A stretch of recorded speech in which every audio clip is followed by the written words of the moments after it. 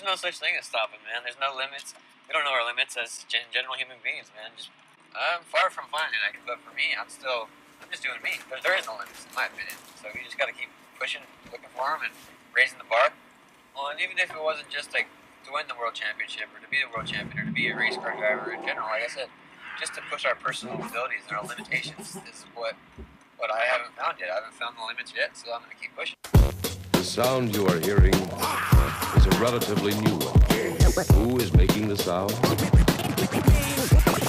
Ask your mama. Clap your hands up to the beat, y'all. Do it. Clap your hands up to the beat, y'all. Do it.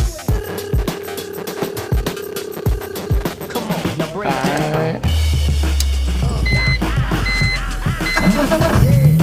Knowledge is born when the DJ gets loose. You never see the swag from produce the dead juice. Here I'm for a fact, come for cause of the break. Try to guess, but he manifests what I express. He's a panic, that means he's bigger than y'all know. The murder weapon X, Mike checks the fly hole.